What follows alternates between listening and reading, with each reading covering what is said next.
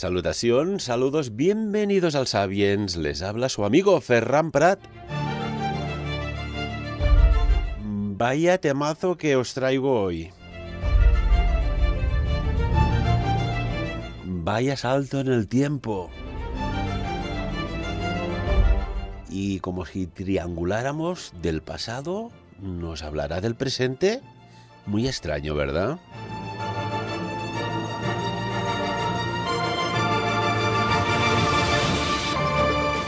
Y para este gran temazo, esta gran entrevista, tenemos nuevamente un buen amigo. Saludamos a Andreu Marfull. Andreu, muy buenos días, ¿qué tal? ¿Cómo estás? Hola, buen día, buenos días, ¿cómo estáis? Gracias por invitarme. Andreu, bueno, tenemos que decir que Andreu pues, es profesor de urbanismo, una persona muy vinculada al mundo de la arquitectura, del urbanismo. Una pregunta antes de entrar en tema. ¿Seguiremos siendo las ciudades como siempre hemos sido, como colmenas aglomeradas, o empieza ya aquella transición a convertir las ciudades en ciudades bosque, parque? Bueno, atendiendo a que estamos en un régimen capitalista de acumulación de capitales y de generación de plusvalías, todo parece indicar que viviremos todos apretados en grandes urbes.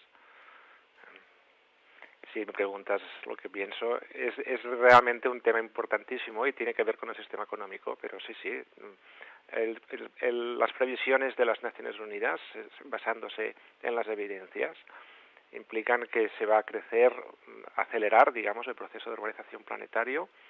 Las grandes aglomeraciones urbanas están desarrollándose a unas velocidades nunca antes vistas en las últimas décadas, seguirá expandiéndose y además se expandirá de un modo irregular, justamente en los lugares donde no hay buena planificación, que es donde se va a completar el proceso de explotación de la urbanización planetaria del campo. Al final, Andreu, cuando nos den la opción de escoger, no me extrañaría que saliera, que ya hay algún proyecto avanzado, sobre todo en Estados Unidos, de estas ciudades en las cuales habrá una paz social, un equilibrio con la naturaleza, con el ecosistema, con la convivencia. ¿Quién no se irá a vivir allá? Bueno, claro, la cuestión es, estamos construyendo dos mundos, el norte global y el sur global, llamémosle como queramos. Habrá personas que podrán elegir, pero será un grupo reducido. Igual que podemos elegir en Europa de hacer vacaciones y en África no. O irnos de turistas y el turismo siempre ha sido Occidente, ¿no? Europa está protegiendo sus parques para su uso y disfrute y el resto del planeta se está destruyendo. Yo no le veo ningún tipo de sentido y ningún tipo de futuro prometedor, salvo pues la negación de la verdad, el mirar hacia otro lado y seguir culpando a los pobres y a los miserables porque no han hecho bien las cosas de su situación. Y esto tiene que ver con el tema de hoy, con la negación de la historia oficial y su reacción, ¿no? Cómo la historia oficial está puesta en duda desde hace tiempo y no somos capaces ni siquiera de abrir lo que sería un espacio de discusión razonable, tal y como se propone desde Moscú y tal y como yo, digamos, defiendo efusivamente desde el año 2015, en 2014 empiezo, 2015 tomo conciencia de que es importante. En 2016 hacemos nuestra primera entrevista, Ferran, sobre María Magdalena. En 2016 finales me piden un libro, me doy cuenta de que me falta estudiar un montón la nueva cronología. En 2017 desarrollo lo que sería una reconstrucción de la Europa occidental. En 2018 publico mis primeros estudios al respecto detallados, después de haber publicado un montón de artículos en Moscú. En 2020 al fin publico mi primer libro y por el camino en 2018 hacemos una entrevista o varias y en 2020, justo antes del libro, hacemos otra entrevista. ¿Qué ha ocurrido después de 2020 hasta la actualidad? Pues que ha seguido desarrollándose, es decir, he tenido tiempo para pensarme dos veces lo que estoy haciendo y además en un momento complicado de mi vida, que es el tener que apostar por un nuevo camino profesional que me ha llevado a una ciudad realmente, una ciudad cultivo de explotación obrera industrial, que es Ciudad Juárez, que está a la frontera con los Estados Unidos y es la puerta de América Latina, según como se mire, ¿no? Y y claro, defender estas hipótesis, estos planteamientos son muy agresivos, pero también es agresivo la Ciudad Juárez, también es agresivo México y América Latina, y también es agresivo lo que estamos viviendo, ¿no? Una negación total de un diálogo constructivo entre la comunidad elitista, la comunidad gobernante, la comunidad de las grandes corporaciones y el ser humano. Y como decías, Andreu, parece que va muy a colación con lo que vamos a tratar, porque en textos antiguos y que sirva de introducción, alguien dijo que miré y vi un torbellino viniendo del norte, una gran nube con fuego intermitente de ida y de vuelta y luz brillante a su alrededor. En el centro del fuego había un resplandor como el ámbar y dentro de ella estaba la forma de 4 criaturas vivientes y esta era su apariencia. Tenían forma humana. Vamos a hablar con Andreu Marfull del libro de Ezequiel, porque esto a día de hoy da para reflexionar mucho, ¿verdad? Sí, bueno, encuentro que has elegido una buena cita de este libro. Bueno, el libro de Ezequiel es un libro bíblico, forma parte de lo que serían los libros bíblicos. Andreu, permíteme, habla un poco más cerca del dispositivo, que así nos llega mejor la señal. Gracias, ¿eh? ¿Así mejor? Estupendo. Perfecto. No, el libro de Ezequiel. El libro de Ezequiel, para quien no lo conozca, es un libro que está datado, consensuado, ¿no? La datación se ha consensuado, que está datado entre los siglos 6 y 7 antes de Cristo y está relacionado o ubicado en los tiempos de la ocupación babilónica de lo que sería el pueblo judío. El pueblo judío, pues la Biblia nos dice pues que sale de Egipto, que va a Canaán, construye allí pues lo que sería su dominio, donde es el actual Israel y Palestina, y después vienen los babilónicos y los ocupan, destruyen su templo, pero la historia también nos dice que son considerados como una comunidad de mucho respeto y digamos se dirigen de tú a tú con el rey de Babilonia. En este contexto está el libro de Ezequiel. El libro de Ezequiel, igual que los demás libros de los grandes profetas, tipo Isaías, Jeremías, Zacarías y Daniel, nos hacen referencia en apariencia a unos autores que son llamados por estos nombres, pero eso también se puede poner en duda en la medida en que el lenguaje hebreo pues es un lenguaje sagrado y cada uno de esos nombres es lo que nos está diciendo realmente, nos está intentando decir es el significado del libro, ¿no? Ezequiel en ese sentido podría significar pues a la venida del Dios pues que no reconocemos todavía, ¿no? Todos estos libros nos hablan de esto, ¿eh? Entonces, el libro de Ezequiel empieza con esta cita que nos has leído, Ferran. Y en esta cita nos está escribiendo lo que sería lo que podamos entender desde muchas perspectivas. Desde la perspectiva de la nueva cronología, lo que se explica es el firmamento y la llegada de un nuevo Dios, ¿eh? Todo está relacionado y en estas 4 criaturas se describen los iconos que luego son reciclados por el Nuevo Testamento y convertidos en los 4 apóstoles, ¿eh? Y hacen referencia a los 4 equinoccios del año, donde se hace también referencia al ciclo de la vida y al poder máximo de lo que sería el centro, que es Dios, ¿no? Y bien, Ezequiel, ¿qué nos cuenta Ezequiel? Ezequiel nos cuenta algo muy singular, nos cuenta que en tiempos del rey de Babilonia, con los judíos formando parte de este reino, Dios avisa que vendrá una furia del norte. Esta furia del norte o este fuego, este vapor, a veces se relaciona con meteoritos, ¿no? Y puede tener una relación con un meteorito, pero también tiene que ver con otra historia, porque en el mismo Ezequiel nos cuenta que vendrá del norte un poder, y este poder vendrá de Gog y Magog y destruirá lo que sería el actual poder, y destruirá y empezará destruyendo y sometiendo al faraón de Egipto. Y avisa en este mismo libro que el faraón de Egipto pues aceptará el nuevo Dios y que Egipto seguirá siendo una nación, pero no será la nación que oprime a todo el mundo y seguirá siendo el lugar sagrado para los sepulcros de los grandes poderes, pero dejará de serlo a nivel mundial, será una nación más. Y se construirá un nuevo sepulcro para adorar a los mártires, a los luchadores que al final someten a Egipto.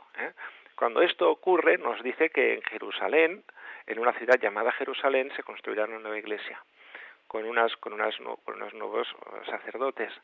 Y claro, todo esto nos plantea muchas dudas, ¿no? No estaba sometido ya a Egipto por Babilonia. Otra duda, es una liberación del pueblo de Israel, que es liberado cuando es sometido a Egipto, no tendrá que ver con Moisés. Y otras dudas. ¿Empieza entonces la religión? Este poder, esta nueva religión de Dios único tiene que ver con este rey del norte.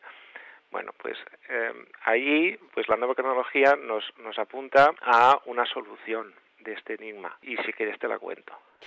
Estaremos encantados de escucharla, y cuando hablamos de nueva cronología ya nos pones así en modo atención. Cuéntanos, Andreu.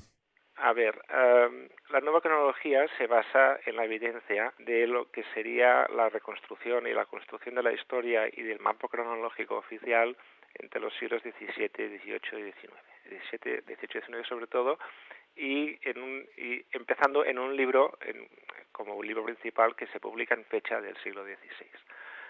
La nueva cronología nos apunta a que la Biblia, los hechos bíblicos son mucho más cercanos y que la historia antigua ha sido pues objeto de una especulación.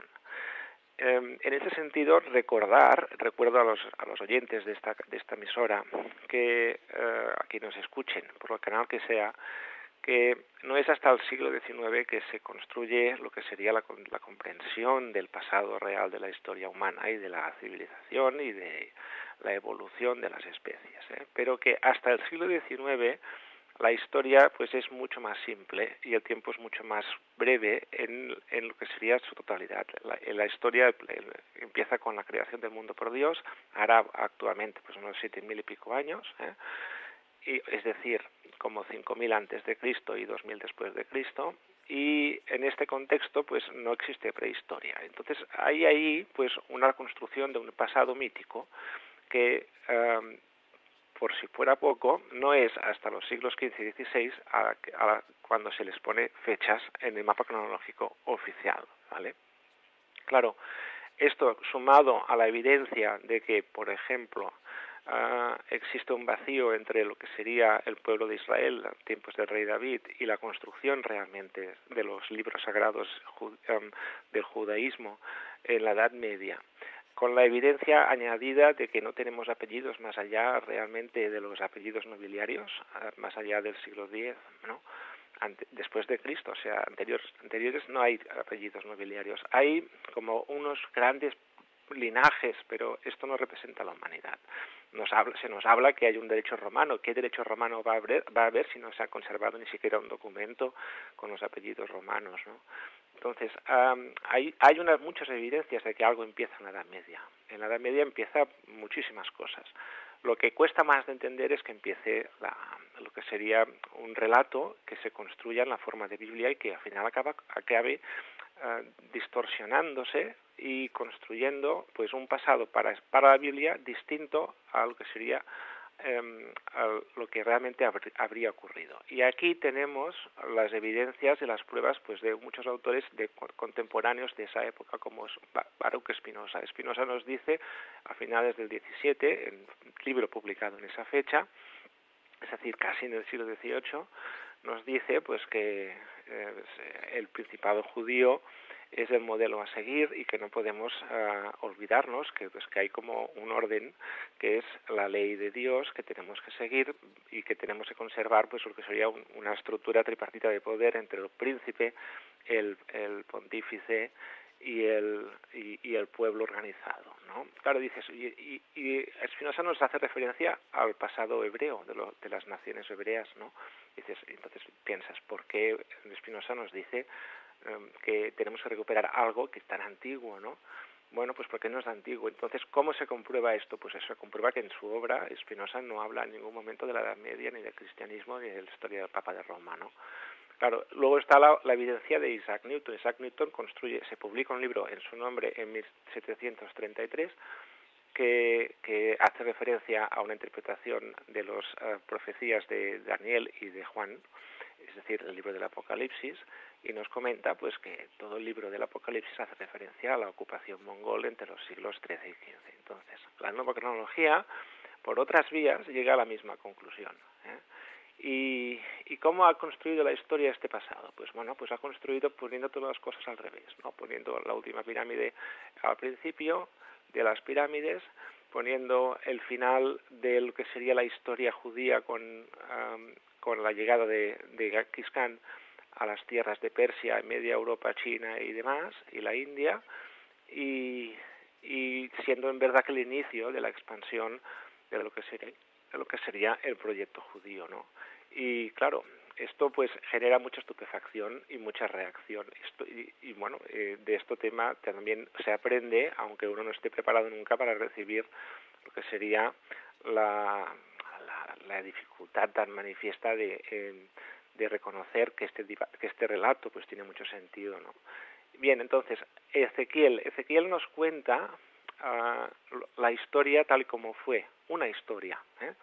Esta historia es la historia del fin de lo que sería el nomadismo y la constitución de lo que sería una rebelión que somete a la nación expansiva o a la civilización más poderosa entonces, que es Egipto, y esta historia es la historia bíblica, pero es que también es la historia de Alejandro Magno y también es la historia de lo que sería la ocupación omeya en el siglo VII, VIII, que llega hasta Occitania, hasta aquí a la Gotia, desde Provenza hasta Gerona, y también es la misma historia de la ocupación mongol, que acaba con la ocupación mameluca de lo que sería el Egipto y la construcción del sultanato, el sultanato de Babilonia, que es el Cairo. Claro, dices, bueno, esto lo dirás tú, ¿no? Esto lo dicen las evidencias de la reconstrucción de la historia de la nueva cronología basada en muchos aspectos. Uno de ellos es la construcción de lo que sería la prueba, las pruebas que demuestran que los métodos de datación están todos condicionados por la historia oficial, incluyendo el método del radiocarbono, que está sobreestimado y que se regula con una tabla de calibración que se ajusta con evidencias fuera de duda para reconstruir lo que serían mapas antiguos de los cuales tenemos que dudar, aunque tengamos la tendencia a darle pues una autoridad exagerada. Luego pues todos los demás métodos también se ajustan, ¿no?, a la historia oficial. ¿Quieres decir, Andreu, que no vivimos el tiempo que vivimos? A ver si me explico. Que lo que hemos aprendido, estudiado y conocemos de la historia con las fechas, vamos a poner ahora entre paréntesis, oficiales, no corresponden con la realidad. Exacto. Hay una historia humana que ahora todos tenemos un poco presentes en mente, que es que hay una evolución de la especie hacia lo que es un proceso de civilizador. Este proceso de civilizador se ha fusionado con la historia que ya existía antes de que supiésemos que venimos del mono, ¿no? Claro, por el camino hemos construido pues fantasías, y de las fantasías se han construido narrativas, y las narrativas se han consensuado, y una vez consensuadas no hay quien las cambie, ¿vale? Es muy difícil, es muy complicado. Luego, la historia oficial nos dice pues que pasamos de ser un primate a tener una capacidad de cazar, de controlar la agricultura, luego de establecer, crear un excedente y crear pequeños conjuntos y serían las protociudades, que por el camino hubo muchas civilizaciones que fracasaron y al final pues se construyó un derecho que sería basado en la justicia, que aparece en la Edad Media. Una cuestión, tú como profesor en urbanismo, con los conocimientos que tienes de arquitectura e ingeniería, ¿podría ser esto que estás explicando y argumentando la razón y la explicación de que no cuadran las fechas en el momento, y cuando hablabas de Egipto, de que prácticamente se estaba saliendo del neolítico y estaban construyendo con aquella perfección, sin conocer metales con los cuales, por ejemplo, tallar o elaborar las rocas, etcétera, etcétera, sin haber grúas? ¿Puede ser que esto que no cuadre del antiguo Egipto tuviera explicación aquí? Bueno, claro, cuando tenemos una historia construida en que nos explican que hay una pirámide que tiene más de 4.000 años, que es perfecta, que dices cómo se ha hecho, ¿no? Y no tienes una explicación razonable, pues aparece lo que sería la línea que abre Van Daniken, que es la construcción de que hubo pues alguna civilización que debió venir aquí y a lo mejor fue Ponte, perdona, Andreu, más cerquita del auricular, porfa. Perdona. Sí, es que esto de hablar con teléfono ya no estamos tan acostumbrados. Estoy con el fijo y es un teléfono viejo. No, lo que comentaba, pues que en tiempos de la segunda mitad del siglo XX, pues hay como una reflexión sobre el sentido que tiene, pues, esta antigüedad con la que nos ha dejado, pues, una pirámide como la de Keops, ¿no? Claro, esto en la segunda mitad del siglo XX, pues cuando en plena ebullición del fenómeno ovni, ¿no? Pues construye pues una narrativa, la narrativa de que hubo una civilización. Entonces ahí pues la gente recupera el texto bíblico y ve pues lo que sería un lenguaje simbólico, que es un lenguaje de grandes monstruos, basados en criaturas que vienen del cielo y que todo en un entorno de pérdida de la fe cristiana en el Occidente construye lo que sería la narrativa de pues que claro, del cielo pues fueron extraterrestres, ¿no? Claro, lo que antes era imposible pensar, en el siglo XX es posible pensarlo. Y esto ahora pues se ha establecido como una narrativa contrasistema de la cual hablan incluso el National Geographic, ¿no? Entonces, bueno, pues la historia de la nueva cronología es distinta. Nos dice, no, es que las pirámides están construidas entre los siglos XII y XVI. Y dices, ¿qué más da? ¿Qué nos dices? ¿Esto es cierto? Sí, tenemos la suerte de que antes de la construcción de la historia, que están fechas del siglo XVI, pero que son libros publicados realmente en el siglo XVIII y XIX, antes de la construcción de esta historia hay un culto al firmamento. El culto al firmamento es el que hace referencia en la cita que has utilizado sobre Ezequiel, sobre el libro de Ezequiel, en el que te comentaba pues que se transcribe el poder del firmamento, el poder de Dios. La suerte que tenemos es que los templos, no solamente los templos egipcios, sino otros templos también, los templos que asimilamos a arquitectura grecorromana y además templos de cristianos de la Edad Media, todos ellos cuando utilizan representaciones de firmamento representan zodíacos. Los zodíacos no son cualquier cosa, es decir, el firmamento se puede reflejar mediante su reconstrucción la fecha a la que hace referencia una posición determinada de varios planetas en referencia a las constelaciones principales. ¿Y qué nos dice una carta astral o un zodíaco? Pues una fecha. Entonces, estas fechas están en los templos egipcios y están en todos los templos que os comentaba, hasta incluso templos de la China, ¿no? Y estas fechas todas nos dicen que no hay nada más antiguo del siglo IX, y que los principales templos son entre el siglo XII y XVI, y además nos dicen de qué modo evoluciona la representación simbólica del firmamento, es decir, cómo se representan las constelaciones y los planetas a lo largo de estos siglos, ¿no? Dices, ¿es suficiente en 8 siglos que haya una evolución civilizadora? Pues yo digo, ¿por qué no? ¿Por qué no va a haberla? Si la ha habido realmente desde el siglo X hasta la actualidad, por no decir desde el siglo XIII, en la mentalidad de la historia oficial hasta la actualidad, ¿no? Y de estas representaciones, donde está más nutrida la iconografía, es en los libros de las profecías bíblicas, que significa, por lo tanto, que si hacen referencia a unas representaciones, a unas figuras que solamente aparecen en templos cuya localización temporal está en el siglo XV y XVI, significa que los textos bíblicos están hablándonos de hechos ocurridos entre el siglo XV y XVI. Esto debe, no sé, descuadrar a todo el mundo que nos está escuchando. ¿Eres consciente, Andreu, de que estás dando un dato muy revolucionario a nivel cronológico? Sí, bueno, este dato, que conste que no es mío. Este dato es de los matemáticos Anatoly Fomenko y Gleb Nosovsky, iniciados esta investigación por el profesor Fomenko. Sí, claro que soy consciente, ¿no? Soy consciente, Fomenko, perdón, que yo siempre hablo de Fomenko y parece que ya lo sabe todo el mundo quién es, y no es verdad, es una persona desconocida por lo general. Fomenko es un matemático ruso, miembro de las ciencias de la escuela rusa, y es de reconocido prestigio internacional, y ha hecho su carrera no como historiador cronologista, sino como matemático estadista, y es una persona de reconocido prestigio, ¿eh?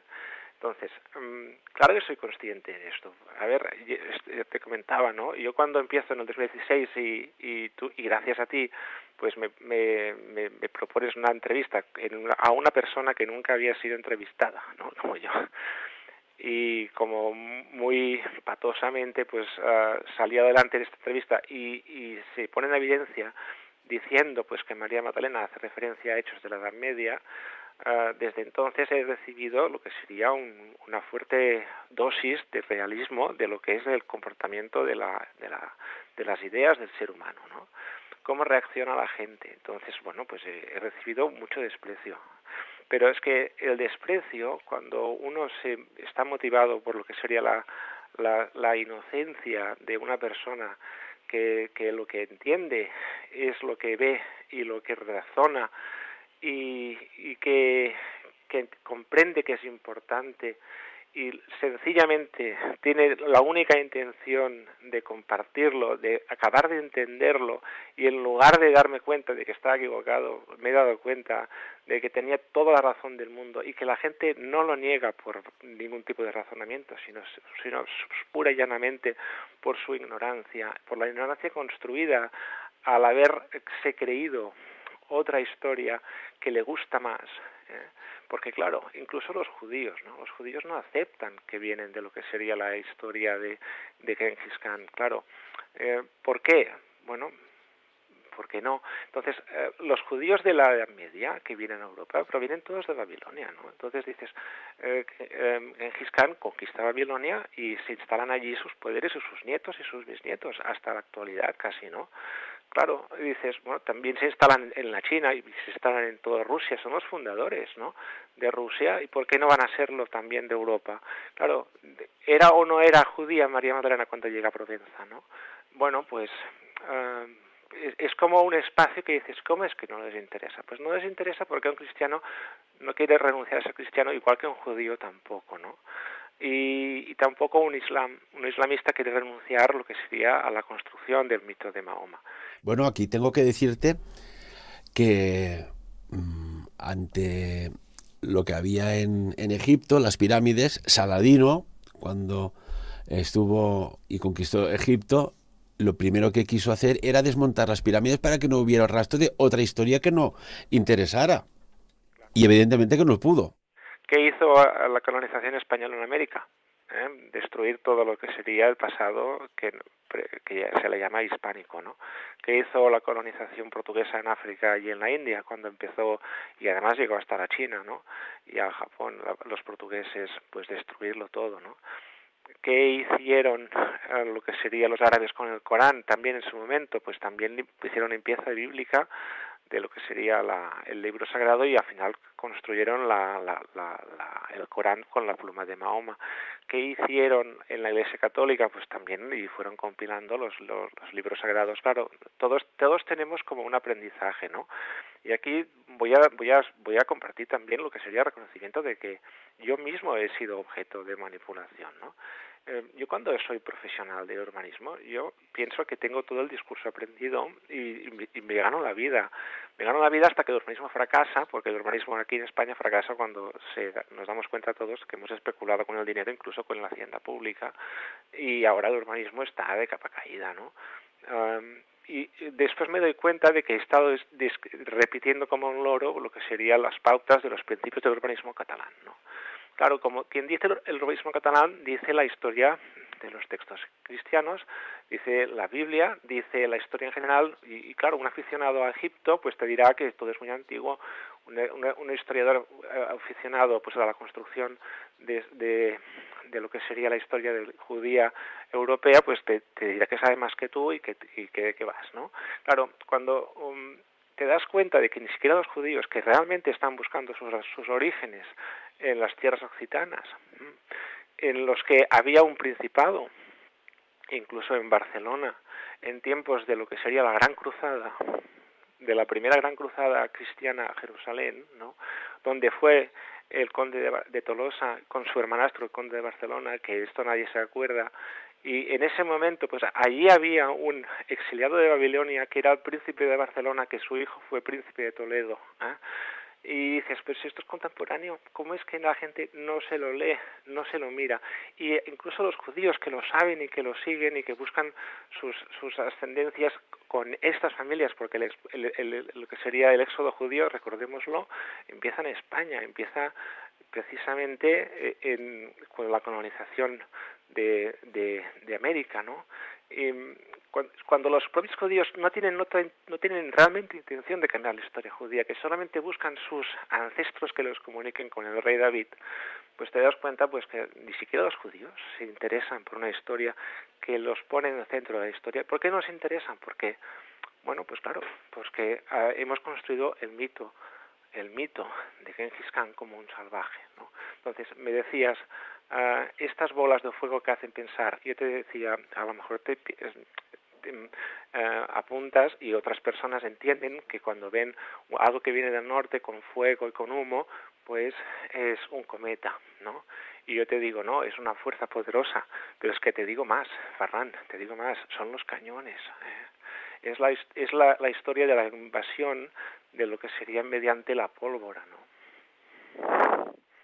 Vaya, vaya. Ahora, mira, me hace recordar algo que recuerdo que tratamos aquí hace un tiempo, cuando hablabas de Cataluña, del príncipe babilónico, de los judíos, que bueno, hay una oración hebrea, más o menos datada oficialmente sobre el siglo XV, el Ein Keloheinu, que curiosamente, Andreu, tiene unas similitudes con el canto dels segadors, que es el himno que bueno, fue oficial, si no recuerdo mal, por allá los 90, 93, 1993, como himno nacional catalán, aprobada pel Parlament de Catalunya, y que, curiosamente, estos segadors, que es un himno que data de la guerra, dels segadors, etcétera, etcétera, es que se parece en la entonación a ese salmo de esa oración hebrea. Andreu, hay una extrañísima coincidencia. Sí, es la misma melodía. A ver, el canto del segador se normaliza como canto de recuerdo de la lucha catalana, de la resistencia catalana, que hace referencia a los siglos XVII y XVIII ante lo que sería el imperialismo castellano, que al final se convierte en español y se asimila a lo castellano. Esto se construye en el siglo XIX. Entonces, claro, es que nos estás diciendo que tenemos que mirar, o sea, con tu reflexión, siendo cristianos como somos de origen, nuestra tierra, Andorra y Cataluña, pues en la que hemos nacido, pues ha sido pues una tradición cristiana total y católica, ¿no?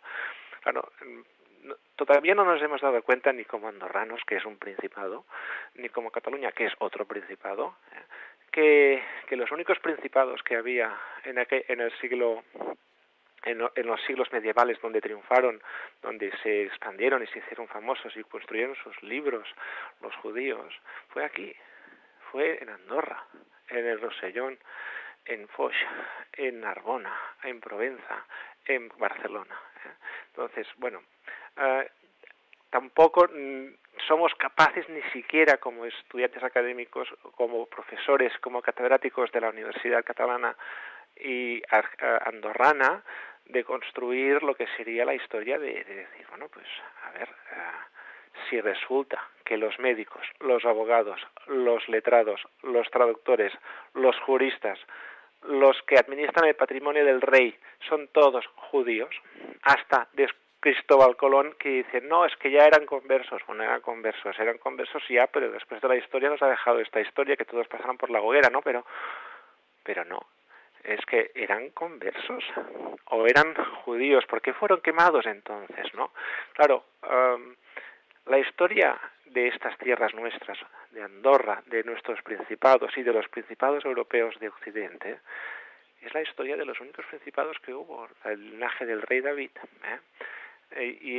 Y curiosamente eso no se sabe, y esto es lo que estoy construyendo últimamente con otras personas que por otras vías están estirando sus propios hilos y que no han llegado todavía a la nueva cronología, pero llegarán, no tengas ninguna duda, Ferran. Y oyentes, no tengáis ninguna duda que llegaremos a este hilo principal, porque ahora está con un nudo que es el de la cronología, pero cuando deshagamos el nudo de la cronología lo veremos todos muy fácil. Y otra cuestión, es que ahora he mirado, Andreu, aquí el reloj de la radio y digo, pero si nos está volando el tiempo, como siempre pasan sabios. Pero una cuestión, en el libro de Ezequiel, que informa de la ira de Dios sobre Egipto y de la creación de una nueva religión a la que adorará Babilonia, también de un santo sepulcro colectivo para la gloria de los soldados de la espada de Dios que someten a Egipto. Pero si llamamos más, nos centramos más en el Apocalipsis, explícanos esto que trata, que hay 4 ángeles que sacrificarán 1/3 de la humanidad y un gran sacerdote dominará sobre la tierra. Cuéntanos esto, que nos tiene muy intrigados. Claro, el Ezequiel nos dice cuatro ángeles con un Dios en el centro, que es el firmamento, son Dios y someten a Egipto y liberan a Israel, crean una nueva religión y crean un nuevo santo sepulcro.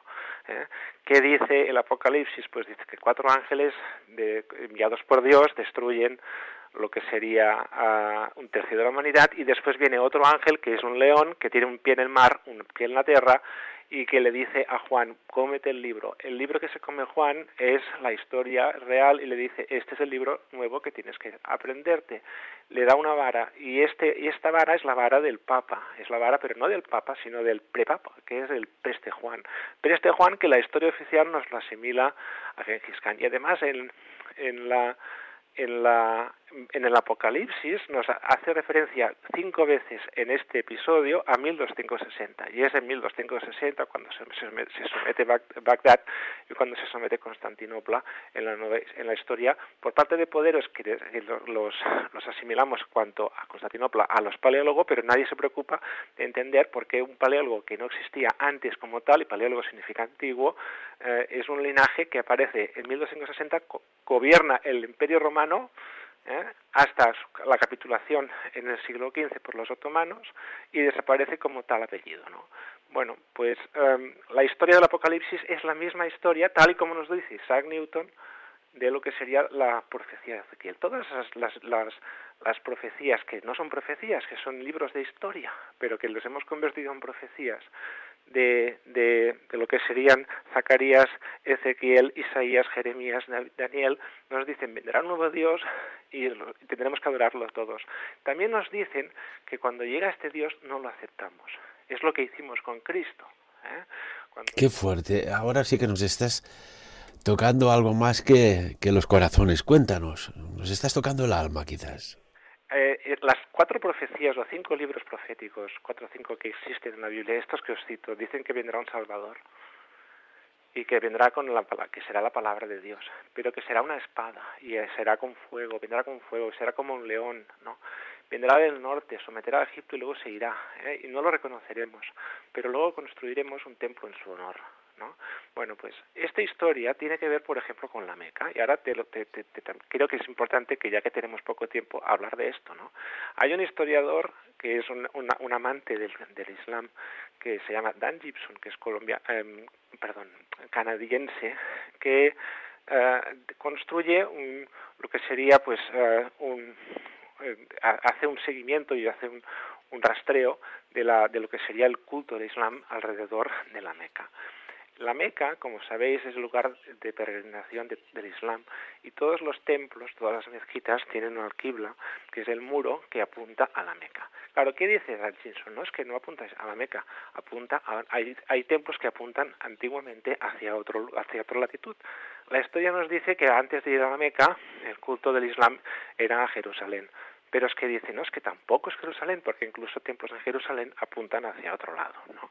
Es decir, y construye lo que sería las alquiblas que se ha podido localizar desde la China hasta la India, hasta Egipto, hasta Siria y hasta Arabia, y se da cuenta que todas apuntan a que no sabes a dónde, Ferran. Sorpréndenos. Apuntan a Petra, ¿eh? Entonces, Petra. Vaya, había una antigua leyenda que hablaba de la magnificencia de Petra respecto a esto que vas, supongo, a explicarnos. Cuéntanos. Petra es un lugar de peregrinación donde existían un montón de sepulcros, ¿eh? Petra ya no tiene ningún rastro de estos seres enterrados, ha sido saqueada, ¿eh? Petra aparece saqueada y se descubre oficialmente en el siglo XIX por un inglés, ¿eh? En un valle. ¿Sabías qué dice Ezequiel sobre este sepulcro de los mártires de la lucha de Dios que someten Egipto y Babilonia, al que al final acaban adorando como un único Dios? Bueno, pues dice que este templo estará en un valle. Entonces, ¿qué dice además la historia de lo que sería la Meca? Bueno, la Meca dice que allí hay un culto a una piedra negra, que es la Caba, ¿eh? Y la Caba se dice que antiguamente era un lugar, antes de estar en la Meca, lo que sería el proto o el pre-islamismo, rendía culto pues a un montón de dioses, ¿eh? Y a un montón de lo que sería poderes en ese sentido del mundo persa, ¿eh? Claro, esta historia del que está reconocida en lo que sería la leyenda del origen de la Meca y de la Caba hace referencia incluso hacia lo que sería el culto a Ubal, que es representa una serie de poderes que se asimilan a lo que sería a Isis y a Jesús y a Baal, y este templo pues no estaba en la Meca, ¿no? Y ahora ya podemos entender por qué está en Petra. Entonces, ¿qué ocurre en Petra en el siglo XIX? Nos dicen que nadie sabía que existía, ¿no? Cuando en los mapas medievales aparece Petra, ¿eh? Que dices, tramposos, ¿no? Luego, ¿qué aparece a finales del siglo XIX en el Valle de Hebrón? ¿Qué aparece, Ferran? Pues aparece lo que sería el santuario de Abraham y sus hijos. Y la historia oficial que nos dice, pues que aquí están nuestros poderes antiguos, aquí está el origen de nuestra fe, de todos los libros sagrados, que es Abraham, es el padre de todo, judaísmo, islam y cristianismo, ¿eh? Y dice, pero había estado oculto durante siglos y ahora el Islam lo comparte justamente cuando se ha sometido a Egipto en el siglo XIX y cuando existe una alianza tácita entre el Imperio Británico y los otomanos, ¿no? Entonces, este culto de Abraham, este templo, que se entiende, te lo crees o no, que tiene pues miles de años, resulta que tiene apenas 130, 140 años. Nos dejas perplejos. Cuando hablas de Petra, Andreu, no puedo visualizar algo que está en medio de la nada, está más o menos hacia el noroeste de Arabia Saudita, que es Mada Insaleh. Mada Insaleh es algo que está en medio de la arena del desierto, que es exactamente como si hubiesen cogido un pedazo de la ciudad de Petra y lo hubiesen puesto allá sobre la arena. Toda aquella región tiene tantos interrogantes, ¿verdad? Sí, claro, es la cuna de las civilizaciones, ¿no? Es en Egipto con el control del agua y de la agricultura, y es Mesopotamia donde empiezan las civilizaciones. Luego hay otro origen que también es una tierra muy fértil, que es alrededor de la China, ¿no? Del cual pues a lo mejor deberíamos de replantearnos su importancia en nuestra historia, ¿eh? Porque la China, pues desde el momento que también es ocupada por el linaje de Genghis Khan, pues también ha sido susceptible de haber sido manipulada. Y además, cuando ves que en el siglo XVII y XVI oficial resulta que van los jesuitas y les dicen aquí todos a servir a Jesús ven a mi palacio y hace tu edificio, el edificio jesuita del palacio de verano del Imperio Chino se destruye a finales del 19, dices, bueno, entonces, a ver, rinden culto a Buda o a Cristo, ¿qué pasa aquí, no? Entonces, si te lees un poco, cosa que los cristianos no hacemos, ¿no? Yo ahora hablo como cristiano de origen, pero claro, evidentemente he tenido que de aceptar, pues, que de toda esta literatura narrativa cristiana religiosa, pues claro, tengo que leérmela con pinzas, ¿no?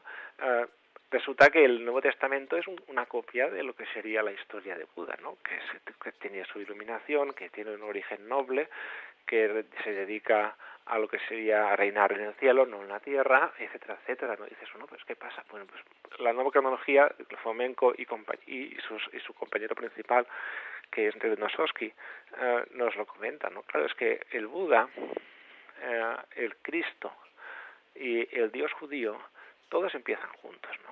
Claro, ¿cuál habría sido la diferencia con el Dios judío? Pues el Dios judío, pues la diferencia la tenemos que buscar con el origen caraíta de Babilonia, Los caraítas, hay dos caraítas, que son el mismo, que la historia oficial no los puede conciliar porque los ha roto. Nos dicen que hay dos caraítas, los caraítas que salían con Genghis Khan, que son unos, y de los cuales proviene el poder de Preste Juan, que yo digo que es el poder del Papa de Roma. No lo digo yo, es que lo dicen los mapas. O sea, el Papa de Roma, que es un individuo con una tiara con tres coronas y con un báculo y con una cruz de tres palos horizontales, que solamente puede llegar el Papa, pero resulta que lo lucen un montón de planos medievales el Preste Juan en Roma, en Etiopía, perdón, y no hay ni un, vuelvo a repetir, ni un plano medieval donde aparezca el Papa de Roma en Roma, con esos símbolos. Bueno. Mira, me acaba de enviar un mensaje, perdona, y ya estamos, nos queda un minuto, una persona que aprecio mucho, que sabe mucho de historia, como es Jonathan, que dice, sí que controlas la historia. A veces tenemos que intentar saber qué nos impulsa a determinadas cosas, ¿no? Y cuando hablas de esto, de las cronologías, hay algo a mí, Andreu, que siempre me ha fascinado, ¿no? ¿Cuántos dioses han nacido en el 25 de diciembre? Pues tela marinera, con esta fecha. Hermes, Buda, Krishna, Horus, Heracles, Adonis, Tammuz, Mitra, Jesús de Nazaret, Zaratustra, Dionisio. Una extraña coincidencia también. Bueno, claro, porque es lo que decía, que todo se asocia al firmamento y al ciclo de la vida. El culto al firmamento en una vida, en un mundo, imaginemos, sin electricidad, por la noche, la maravilla de contemplar el firmamento desde Egipto en un cielo por lo general sin nubes, en Mesopotamia, ¿cómo no vas a tener admiración? ¿Cómo no vas cuando dependes de la agricultura y dependes de la salud del tiempo y del control de la lluvia y de lo que cae del cielo, ¿cómo no vas a sentir admiración? Todo viene de allí, En todo caso, si queda un minuto, permitidme terminar las referencias caraítas. Los caraítas hay dos, los que se unen con el Genghis Khan, y los otros son los judíos que salen de Babilonia en el siglo VII-VIII, llegan aquí a la Provenza y a Narbona y a Gerona, que son los príncipes de Septimania, los príncipes de Gotia, y estos caraítas entran en crisis con lo que sería un movimiento rabínico. Un movimiento rabínico que, si somos estrictos y nos damos cuenta un poco y abrimos un poco la mente, nace entonces. Los caraítas son judíos por un lado, y tienen su origen en Crimea y aquí en nuestras tierras del Principado de Andorra y de Cataluña y de Narbona, que vienen todos de Babilonia, y hay otros caraítas que son los que salían con Genghis Khan. Pues bueno, son los mismos. Entonces, la única manera de desenredar el nudo de la historia es entender que nos han puesto el final de lo que sería la comunidad judía de los exiliarcas de Babilonia en el principio, en Genghis Khan. Entonces, bueno, la construcción de la historia también tiene un sentido. La construcción lo que quiere es construir otra historia, y lo que quiere construir es un Dios unificado. Este Dios unificado es el proyecto colonial y es el Jesús mesiánico. Vaya, pues me gustaría un día tomar un café contigo y recuperar a Nostradamus, porque a lo mejor vete tú a saber, y esto ya lo tratamos, y lo digo ya que por conocimiento de causa, a ver si Nostradamus escribió unas profecías cuando ya había sucedido, y por eso hasta cierto punto las clava literalmente. Bueno, lo que dijimos, y podemos ponerle fin de este modo a la entrevista, lo que dijimos en la entrevista que hacemos referencia a Nostradamus, es algo muy obvio, ¿eh?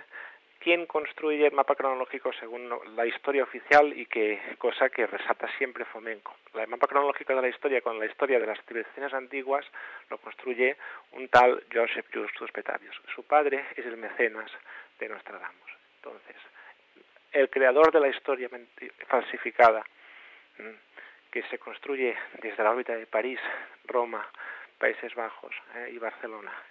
El creador de esta historia, que justo con la colaboración jesuita, construye la falsificación de la historia cronológica y a la que todos servimos como ovejas desde entonces, en un libro publicado en 1583, cuando no es hasta el siglo XIX que descubrimos que la historia tiene un origen distinto y que la civilización es un proceso distinto que viene de lo que sería la prehistoria y el primate. Bueno, pues tanto este individuo, Joseph Justus Scaliger, como Nostradamus, tienen el mismo padre. Uno es su padre, según la biografía oficial, y el otro es su mecenas. ¿Sí? Andreu, tenemos que irnos, es que ya nos hemos pasado del tiempo y todo. Que cada cual tome su interpretación.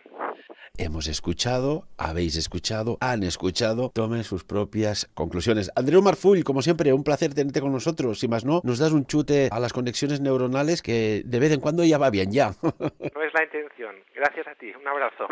Aunque no sea la intención, para mí, al menos personalmente, es una satisfacción. Amigos y amigas, como siempre, lo que he dicho antes, sacad vuestras propias conclusiones. Muchas gracias.